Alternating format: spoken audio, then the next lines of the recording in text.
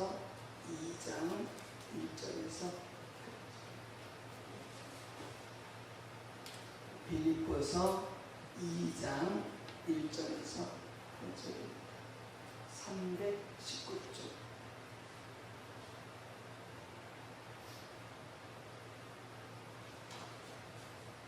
이렇게 교독하도록 하겠습니다. 그러므로 그리스도 안에 무슨 권면이나 사랑에 무슨 이로나 성령에 무슨 교제나 긍휼이나 자비가 있거든.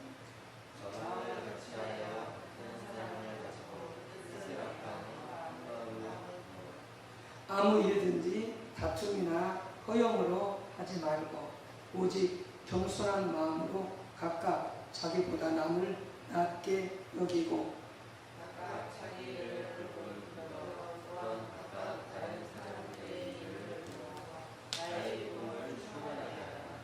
너희 안에 이 마음을 품으라. 곧 그리스도 예수의 마음이니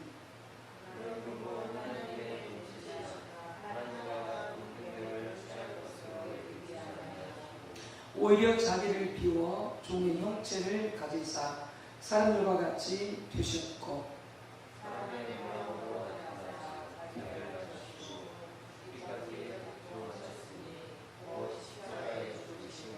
아멘. 사도행전 13장 22절에서 26절 그리고 36절 보겠습니다.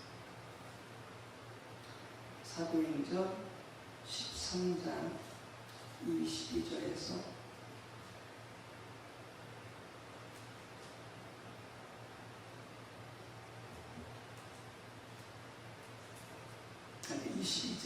22절 한 절하고 36절 제가 22절 읽고 36절 읽어주시기 바랍니다. 한번 읽습니다. 22절 36절 두 절만 폐하시고 다윗을 왕으로 세우시고 증언하여 이르시되 내가 이새의 아들 다윗을 만나니 내 마음에 맞는 사람이라 내 뜻을 다 이루리라 하시더니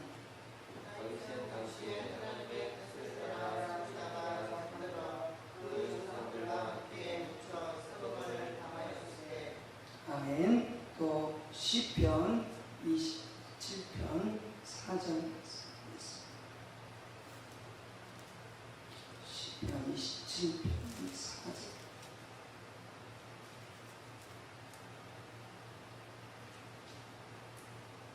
시편 27편 4절 말씀 같이 합독합니다.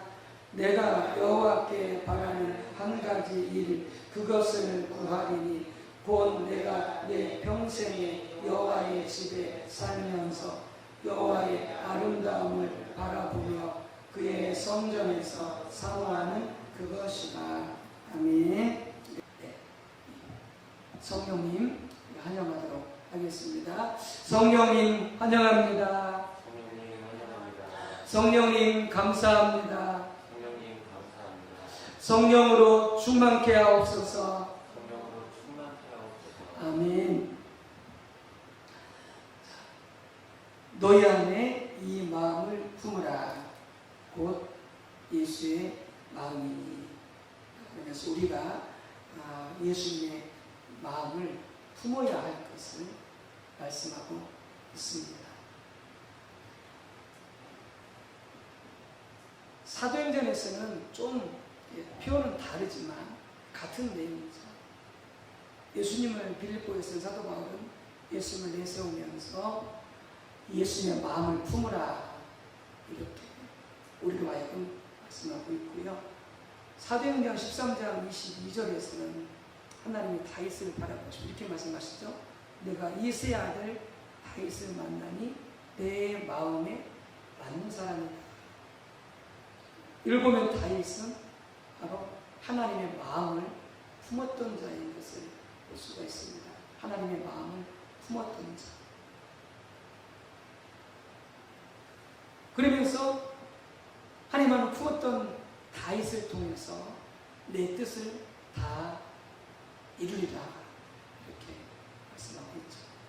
그러니까 다윗이 하나님의 마음을 품었기 때문에 하나님의 마음과 일치가 되어졌기 때문에 그토록 성전을 짓고 싶었지만 포기하잖아요.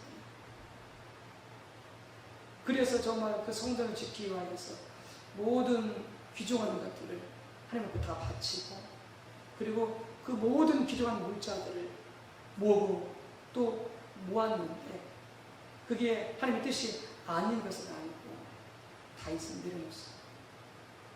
자기 하고 싶은 대로, 자기 소원대로, 자기 뜻대로, 자기 주장대로 하지 않았어요. 자기가 아무리 그것이 하나님 위한 일이라 할지라도 하지 않았어요. 왜요? 그것이 하나님의 마음이 아니에요.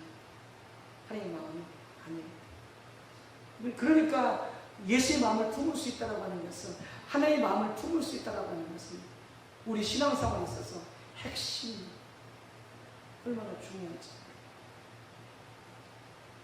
하나님과 동행하는 삶이 우리의 신앙의 본질이잖아요. 신앙의 핵심이잖아요. 생활 속에서 또 어느 때든지 하나님과 동행하는 삶을 삽니다. 근데 우리가 사람과의 동행에서도 마찬가지지만 서로 마음이 맞지 않으면 동행할 수 없어요. 같이 갈 수 없어요. 남편이고 아내고 자식이라도요, 서로 마음이 맞지 않으면 한 집안에 살 수 있을지 몰라도요, 같이 갈 수 없어요. 동행이 가능하지 않습니다. 서로 생각이 더 서로 마음이 다른데 어떻게 뭔 일 하나 제대로 할 수가 있겠어요? 할 수 없어요. 다 각자 따로 노는 거죠. 각자 마음이 왜 있어요. 그러니까 인간관계 속에서도 이게 그러할진데, 하나님을 위해서는 뭐 더더욱 말할 것도 없죠. 신앙의 핵심이 하나님과 동행하는 삶을, 하나님과 같이 사는 삶을 살기 위해서는 하나님의 마음을 품지 않고서, 예수의 마음을 품지 않고서 이게 가능하지 않습니다. 종교생활이 가능해요. 내 마음대로, 내 뜻대로, 내가 하고 싶은 대로 하면서 종교생활 할 수 있어요. 교회 왔다 갔다 하면서 예배드리고 헌금하고 봉사하고 기도하고, 그건 할 수 있어요. 종교생활 가능하다니까요. 근데 실제적으로 우리 삶 속에서 하나님과 동행하고 하나님과 함께 하시는 삶을 사는 것은 가능하지 않아요. 하나님 하는 대로 가는 것이고, 나는 내 마음대로 가는 거죠. 동행이 가는 거죠. 또한 이게 하나님의 마음을 품어야, 예수님의 마음을 품어야 우리 다윗처럼 우리가 하나님의 뜻대로 살아갈 수 있어요. 내 뜻이 아니라 하나님의 뜻대로 살아갈 수 있어요. 그리고 우리가 또한 예수님의 마음, 하나님의 마음을 품어야 죄인들을 향해서, 실수하고 실패한 사람들을 향해서, 나한테 상처 주고 아픔 주고 괴로움을 주는 사람들에게까지라도 우리는 내 마음으로 대하지 않고, 내 판단으로 대하지 않고, 하나님의 마음으로, 예수님의 마음으로 대할 수 있는 거죠. 예수의 마음이 없으면, 하나님의 마음이 없으면 실수한 사람들 볼 때, 실패한 사람을 볼 때, 어떻게 저럴 수 있는 사람이, 인간이, 어떻게 목사가 저럴 수 있느냐, 어떻게 장로가 저럴 수 있느냐, 어떻게 권사가 저럴 수 있느냐, 어떻게 아버지가 저럴 수 있느냐, 어떻게 어머니가 저럴 수 있느냐, 판단이 다 들어가게 되어가지고 예수의 마음을 품을 수 있어요. 하나님의 마음을 품을 수 있어요. 그러니까 예수의 마음을 품어야, 하나님의 마음을 품어야 내 주변의 사람들이 실수하고 실패하고, 때로는 정말로 우리 눈에 보기에는 어떻게 저럴 수 있을까라고 하는 그런 행동을 말한다 할지라도 내 판단이 앞서지 않게, 내 생각이 앞서지 않게. 예수님이 그러하셨듯이 예수는 죄인들을 바라보면서 판단하지 않으셨잖아요. 그냥 다 품으셨잖아요. 다 나한테 오라고 그랬잖아요. 심지어는 가늠하다가 현에서 잡힌 여인을 봤을 때도 모든 사람들이 판단했잖아요. 얘들은 죽어야 된다. 얘는 더러운 죄인이다. 근데 예수는 판단하지 않으셨어요. 현장에서 가늠하다가 잡힌 그 여인을 하면서 예수는 어떻게 했어요? 품고 용서해 주셨어요. 다시는 여인을 하지 않아요. 그러니 그 여인이 다시 그 일을 하겠어요. 그는 엄청난 주님의 용서와 사랑을 경험했는데 사람이 변화가 되지 않아요.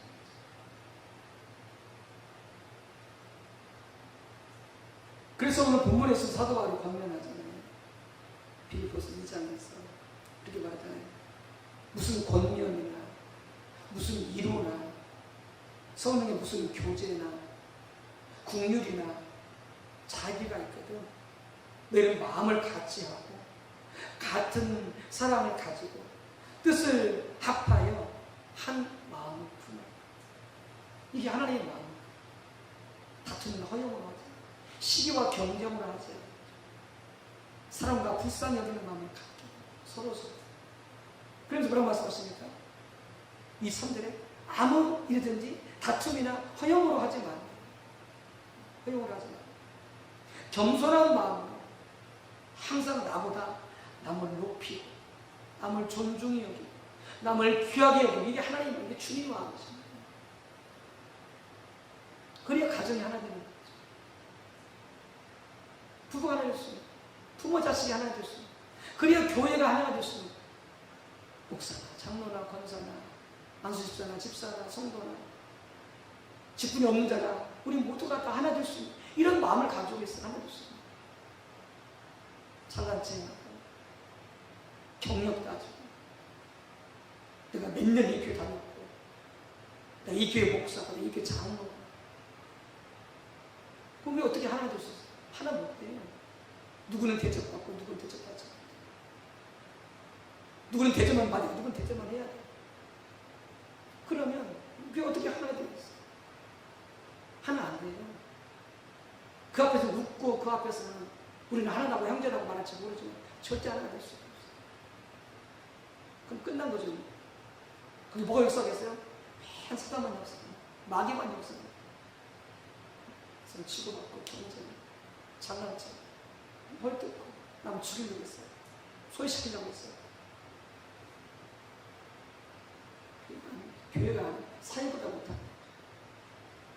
친부모보다 더 못합니다. 심각하게 되죠. 그래서 말씀하십니다. 각각 자기를 돌볼 뿐더러 또한 각각 다른 사람들의 일을 돌아보아 나의 기쁨을 주님을 이게 주님의 마음, 하나님의 마음입니다. 자기만 잘 살겠다고, 자기만 잘 되겠다고, 자기 가정만 잘 되겠다고, 자기 교회만 잘 되겠다고.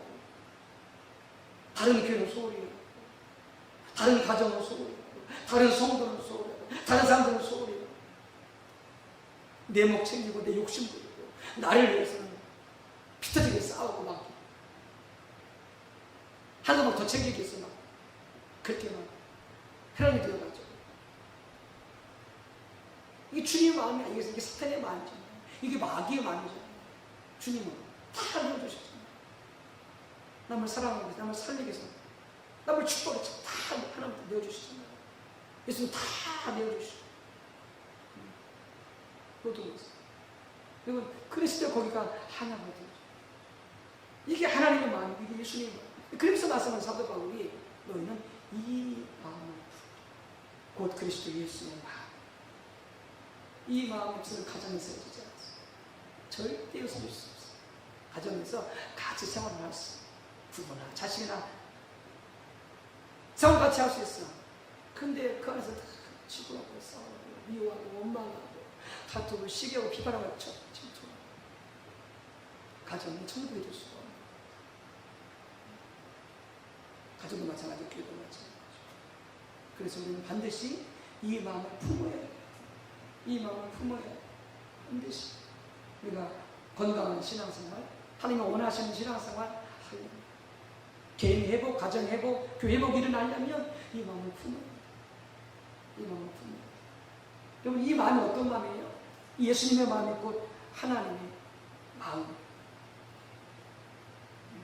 하나님의 마음. 그래서 이 하나님의 마음, 이 예수님의 마음과 우리가 하나가 되어져야 되고 이런 상태가 되어졌을 때 내가 하나님의 마음을 알고 예수의 마음을 알고 그래서 일치가 되어졌을 때에 우리 어떻게 해요? 우리가 우리 권리를 주장하지 않게 되죠. 예수님은 하나님의 아들로서의 권리를 주장해요. 내가 하나님의 아들인데 내가 하나님인데 라고 자기 권리를 주장하지 않아요. 어떻게 했다고 했어요? 자기를 다 비웠다. 자기를 부인했다고 했어요. 자기를 아낌없이 다 쏟아 죽었다고 했어요. 누굴 위해서요? 죄인들을 위해서, 죽을 죄인들을 위해서, 죽은 죄인들을 위해서까지라도 자기 권리를 주장하지 않고 어떻게 했어요? 다 포기하고 내려놓고 자신을 비우고 심지어 자신을 죽였잖아요. 자신을 부인했잖아요. 이런 예수님의 마음을 가지고 있어야 우리 자식들이 변화가 돼요. 이런 마음을 가지고 있어야 목회자가 우리 성도들이 변화가 되어지는 것이죠. 또 우리 성도들이 이런 마음을 가지고 있으니까 서로서로 변화가 되어지는 것이죠. 이런 마음을 갖지 않고 우리가 절대 자신도 변화되지 않고 남도 변화시킬 수 없는, 자기를 내려놓고 자기를 비우고 자기를 부정하고 자기를 죽이고 자기 십자가에 못 박고, 그리고 우리가 이런 예수님의 마음으로 이래서 우리가 변화되는 거잖아요. 예수님의 마음으로 우리가 변화되는 거잖아요. 세 번째는 그럴 때 이렇게 예수의 마음을 품고 하나님의 마음을 품을 때에 하나님께서 우리에게 부당한 요구를 하시는 순종할 수 있는, 또 이렇게 하고 저렇게 해라, 또 용서해라, 또 축복해 주어라, 내가 좀 나눠주어라. 주님께서 나에게 부당한 요구를 하셔도, 내게 원치 않는 요구를 하신다 할지라도 우리 어떻게 해요? 순종할 수 있는 거예요. 예수님께서 나의 원대로 하지 마옵시고 나만 기도가 가능한 거예요. 내게 원치 않는 것들을 요구한다 할지라도, 내게 부당한 요구를 한다 할지라도 우리는 아버지 뜻에 순종할 수 있는 거죠. 어떻게 해요? 이 마음을 이 마음을 품어. 어떻게 품을 수 있을까요? 여러분, 절대 저절로 생기지 않아요. 교회를 오래 다닌다고 아버지 마음이 품어지지 않아요. 예수의 마음을 품어지지 않아요. 무슨 직분을 가졌다고 절대 예수의 마음에만 품어지지 않아요. 운동하지 마세요. 목사라고 자동으로 이 마음에 품어지지 않아요. 장로들하고 이 마음에 자동으로 품어지지 않아요. 권사들하고 이 마음에 자동으로 품어지지 않죠. 어림도 없습니다. 절대 저절로 품어지지 않아요. 이 마음을 품기 위해서는 우리가 케이스 바이 케이스로 사례별 이런 일이 부닥칠 때마다 우리는 어떻게 해야 돼요? 하나님의 은혜를 구해야 되고 주의 마음을 품을 수 있게 달라고 기도해야 돼요. 하나님의 은혜를 구해요. 내가 주님의 마음이 품어지지 않을 때마다 부당한 일을 당하고 내게 정말 여러 가지 어려움을 당한다 할지라도 주님 마음이 품어지지 않을 때 주님을 찾고 주 앞에 나아가서 이 주님의 마음을 품게 달라고, 이 아버지 마음을 품게 달라고 우리가 기도하고 부르고 하나님 은혜를 구해야 된다라고 하는 것이죠. 그리고 뭐가 필요해요? 훈련이 필요해요. 항상 모든 수다 훈련이 필요합니다. 우리가 부모라도요, 애를 낳았어도 부모 훈련이 안 돼 있기 때문에 어떻게 잘 못 키우는 애들을 키우면서 실수가 많아요. 왜? 훈련이 안 돼 있었기 때문에. 부모 훈련이 되어 있었다면, 부모가 되기 위해서 이제 준비가 되어 있었다면 자녀들을 키우면서 실수 많이 줄이겠죠. 근데 이게 훈련이 안 되기 때문에 자녀를 키우면서 실수가 많아요. 마찬가지로 내가 훈련이 안 되어 있기 때문에 어떻게 주님 마음을 품을 수 없는, 하나님 마음을 품을 수 없는, 그러니까 이 하나님의 마음, 주님 마음을 품을 수 있도록 어떻게 훈련해요.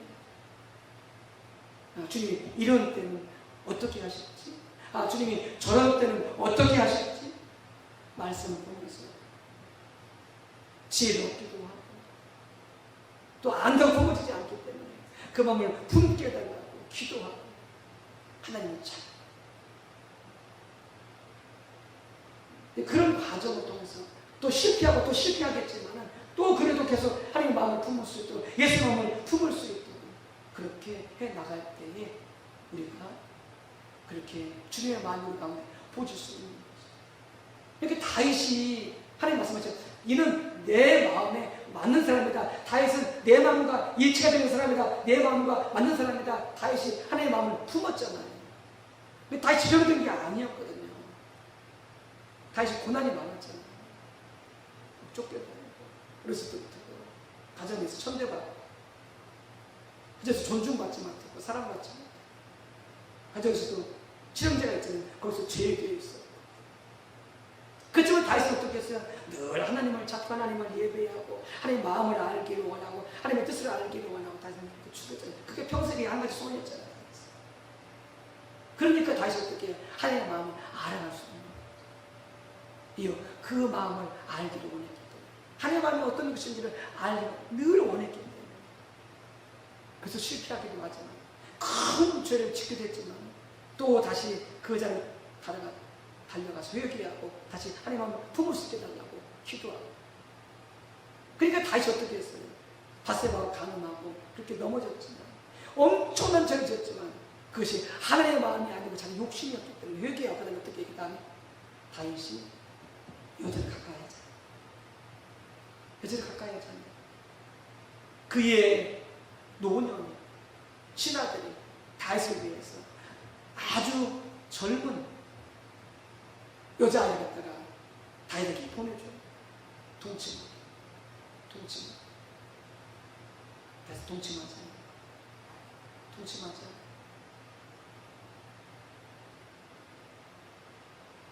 왜요? 하나님의 마음을 알기. 하나님의 마음을 알기. 여러분, 우리가 신앙생활 하면서 하나님의 마음을 우리가 알아가야 돼. 예수의 마음을 알아가야 돼.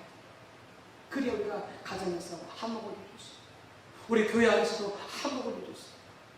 하나님과 동행하며 하나님의 뜻을 이뤄갈 수 있는 거죠. 기억하세요. 모두가 다 주인이에요. 모두가 주인이에요. 선한 사람 한 사람도 없어요. 의로운 사람 한 사람도 성경에 나와 있는 거예요. 우리 모두가 다 주인이에요. 실수하고 실패하고 다 잘못할 수 있어요.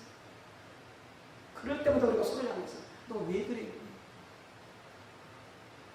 다 지금 왜 그랬어? 그러면서 비판하고 판단하고 속단하고 정죄해 보십시오.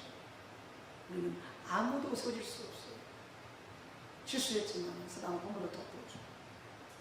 그리고 주의 마음을 품고 대할 때, 기다려줄 때, 우리 그 속에서 변화되어져가고 새로워져가고 더 그 안에 사랑이 넘쳐가고 같은 수도 마찬가지죠.